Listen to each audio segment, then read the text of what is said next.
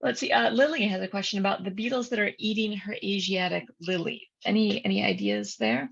Those are red lily leaf beetle. We have spoken about that earlier. We didn't put pictures in now because now is not the time to try to control them. Just cut the lily out so that there's less remainder. Because at this point, lily leaf beetles have been eating for 2 generations. They've eaten all the leaves off. They're scraping the stems. They're moving down into the, and they're in the soil. They'll emerge next year in May, or probably late April. And that's when you control them, by either killing them by hand or using a pesticide. They are a terrible problem, and some of us have dealt with that problem, as we explained before, by saying, well, I'm not going to grow lilies for a while. I'm just going to avoid them. I'm going to wait until this. They'll get fritillarias too. Yeah, and fritillarias.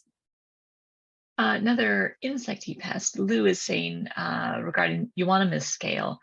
She says, I see white specks, but the plant looks okay so far. Is it a good time to use horticultural oil now, or a systemic insecticide? No, it's not. The vulnerable time for the euonymus scale is when there are crawlers, and the crawlers are tinier than those specks that you have there.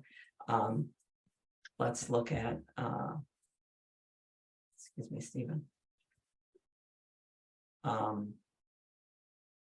Okay, so there we go. Okay, so we have a picture of Fletcher scale in sap. In where? Sap, discolored sap. I don't see it. Oh, there. Okay, so we have, and I'm going to this, it's not euonymus scale, this is a scale that gets onto you, to say that we watch our yews, which we're very glad are very lush growing, dark green yews as they should be. And we were a little concerned about white flecks when we looked at them from a distance. We went, what's going on there? This is Fletcher scale. That's an adult scale, and it's tiny. You know how tiny a yew needle is. The adult scale is the brown one. The crawlers, and those are big crawlers because they are smaller than that at some point. When the most of the generation is in crawler state, that's when they don't have a hard shell, and when your oil can actually kill them, or when they're just about to emerge from the egg. And that's earlier in the year, usually first week of May, end of April. Look at, it's on the chart, and you can check for once it's in the shell, that oil doesn't, almost impervious to anything but a systemic or squashing. Okay, take us back to the trouble list. So to Lou's question about her euonymus scale, a systemic insecticide would be an option at this point. A systemic, it would be an option, although you're still going to need to follow that up with some kind of control and watching next spring, because eggs have already been laid. And those eggs are impervious. They're not eating anything, so systemic doesn't do anything, and oil isn't going to bother them.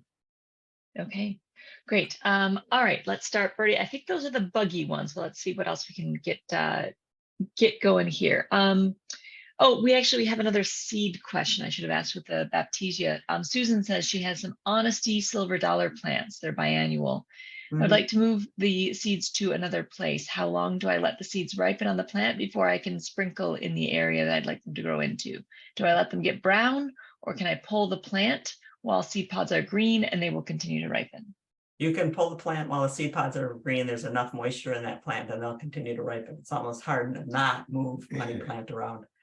Money plant, by the way, is also called Honesty and only grows in an honest person's garden.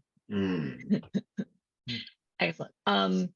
We've got a couple of more grows under trees questions. Sure. Susan says, what grows under a walnut tree? And Judith is looking for a very rooty Norway maple on a hellstrip. Okay, on the walnut, there is a long list of things that grow underneath the walnut. Did we post it? I think we've posted it on our website on gardenataz.org.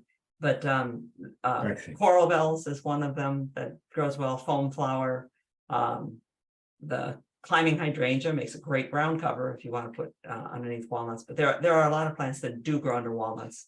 And I think we're better off to say there is a list and take a look there than trying to think through what they are right now. Yep. I am searching right now for things like grow under walnut to see if I can find anything, and I'll post it in the chat when I do. And then the very rooty Norway maple on hellstrip. Any quick suggestions there? Mulch. Norway maples. Norway maples, like walnuts, are allelopaths or allelopaths. They produce chemicals that discourage the growth of other plants, not all other plants, but many other plants. And you've got it in a restricted root space. You want the tree. The tree is the most important thing in a hell strip. You're trying to keep the pavement cooler, your area Everything. cooler. So opt for the tree, put mulch there. Don't try to grow something there. Yeah. You want color there, put a pot there each spring with a nice big wave petunia that'll spread out and just let it grow in the pot. Yeah, or a pretty sculpture or something. Yeah.